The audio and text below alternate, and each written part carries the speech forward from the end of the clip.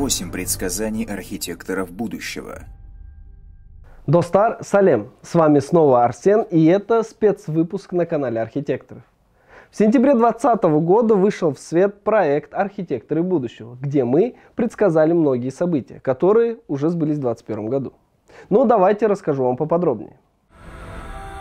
Предсказание первое. Сельское хозяйство – это новая нефть.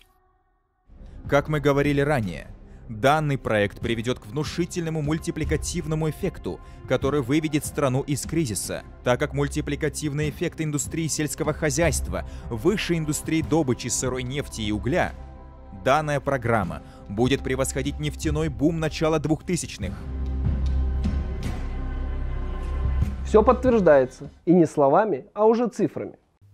Когда мы снимали «Архитекторов будущего», пшеница по котировкам Чикагской биржи стоила $154 за тонну, а средняя прибыль эффективного менеджера была $1 миллион в год. Когда мы снимали родной лар в январе 2021, пшеница стоила $250 за тонну, а средняя прибыль эффективного менеджера уже была $1,5 миллиона в год. Сейчас пшеница стоит уже $319 за тонну, а средняя прибыль эффективного менеджера уже $2 миллиона в год. Стоимость пшеницы в мире выросла более чем в 2 раза. Как видите, за год чистая прибыль эффективного менеджера увеличилась вдвое, и по нашим прогнозам это еще не предел. Мировые цены на продовольствие будут расти и расти. Предсказание второе. Отставка министра. Сами напросились министру сельского хозяйства встретиться. Он нас принял, там сидел первый зам его, и он говорит: ребята, вот у меня есть бумага, у вас урожай не 35 центнеров, у вас намного ниже.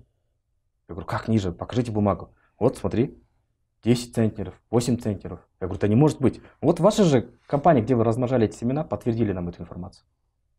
Я говорю: ага, не может быть такого. И мы ушли расстроенные такие, то есть разочарованные, вышли от министра, вот, и не знали, да, что делать, потому что, ну, грубо говоря, нас избили как будто. Вот, потом я позвонил своим агрокомпаниям, я говорю: в чем дело, почему вы такие урожаи показали? То есть наши ребята им позвонили тоже.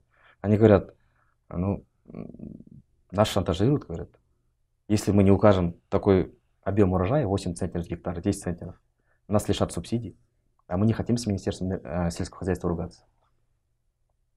И вот тем самым мы так написали, говорит: извини, говорит, не обижайся, но в этом плане, говорит, мы вас поддерживать не будем. И как я понял, латифундистов прикрывает наш министр сельского хозяйства.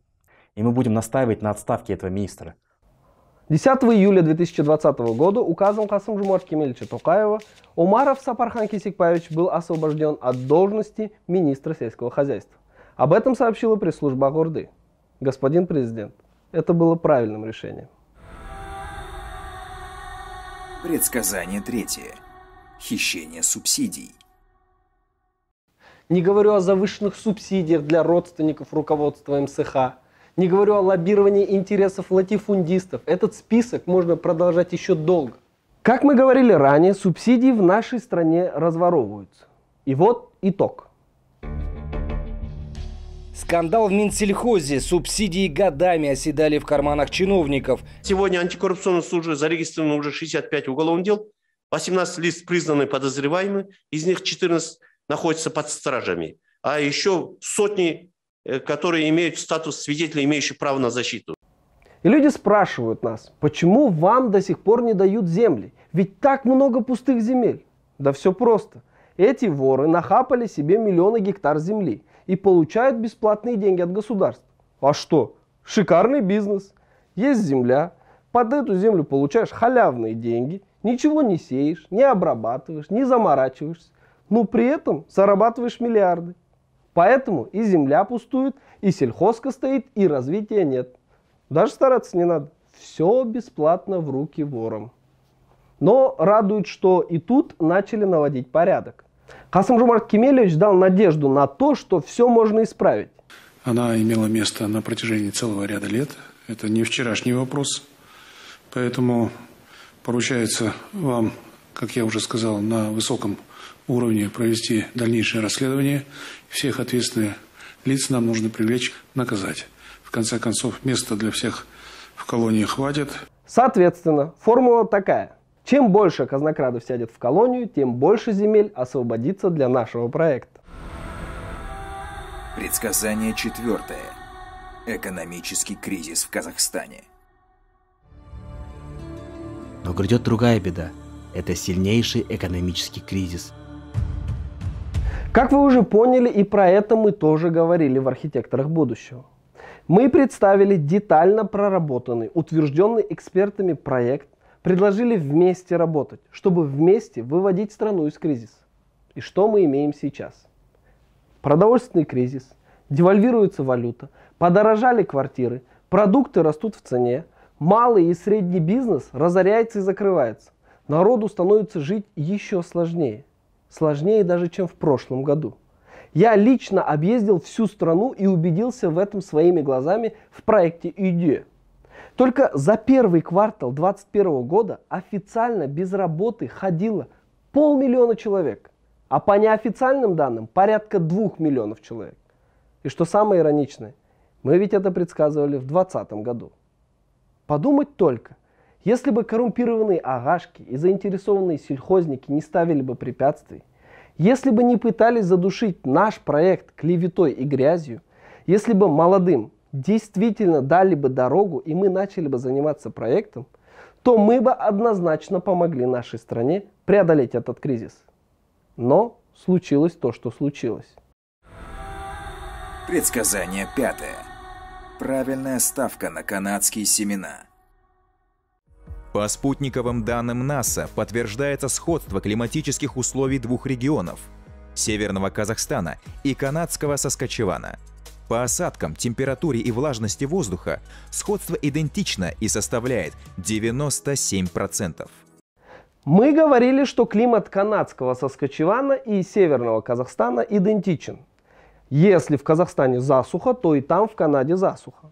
У нас в Казахстане 2021 год был экстремально засушливым. Ну и канадские фермеры столкнулись с такой же экстремальной засухой.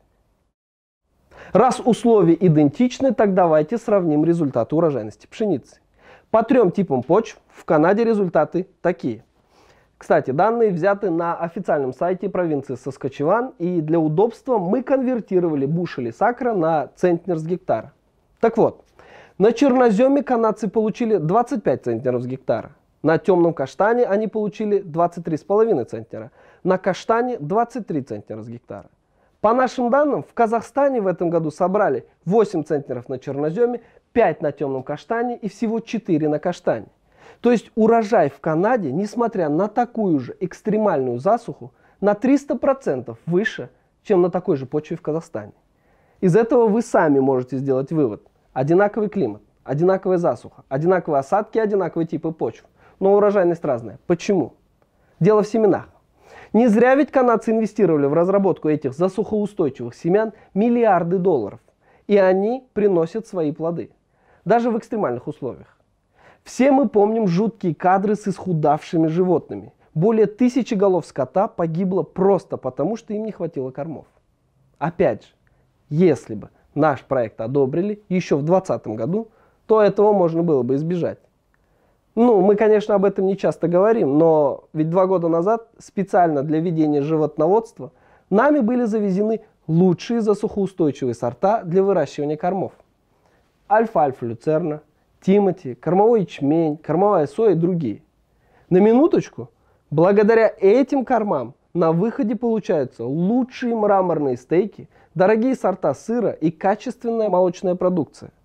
Как говорится, решение было у нас в кармане, но все решили этим не пользоваться. Сол, едем дальше. Предсказание 6. Доллар и евро стабильнее тенге. Во избежание рисков девальвации зарплата будет выплачиваться в долларах или в евро. В «Архитекторах будущего» мы говорили, что в нашей экосистеме мы отказываемся от тенге. И участники экосистемы будут получать заработные платы в долларах и евро. И с каждым днем мы все больше и больше убеждаемся, что мы приняли правильное решение. И вот почему. Давайте представим, что я и Женибек вместе устроились на работу в 2015 году. Он получал зарплату в тенге, а я в долларах. Женибек получал зарплату 180 тысяч тенге, а я 1000 долларов. В это время 10 килограмм мяса стоило 14 тысяч тенге для Женибека и 78 долларов для меня. А 10 литров бензина стоило 1080 тенге для Женибека и 6 долларов для меня. Прошло 6 лет, изменились курс и цены на продукты. Я получаю также свои 1000 долларов. В тенге это уже 440 тысяч. А Женибек также свои 180 тысяч тенге. То есть теперь это 409 долларов. А цены такие. 10 килограмм мяса 25 тысяч, бензин 1830 за 10 литров. Для Женибека все это подорожало. Тогда как для меня все это даже подешевело. Для меня теперь 10 килограмм мяса стоит 57 долларов, а стоило 78. 10 литров бензина стоит чуть больше 4 долларов, а стоило для меня 6 долларов. А начинали ведь мы одинаково. Сейчас даже зарплата Женибека стала в 2 раза меньше моей. Для меня это похоже на бурю в стакане. В Казахстане идет бешеная инфляция. Продукты дорожают, импортные товары дорожают, недвижимость. Да все становится дороже. Но я этого не чувствую, если я получаю зарплату в долларах. То есть мы приняли правильное решение платить зарплаты в долларах или евро в нашей экосистеме ТДФА. Тем самым мы защищаем наших людей от девальвации и инфляции. То есть защищаем от повышения цен на продукты, бензин, недвижимость и так далее. Предсказание 7. Глобальное потепление.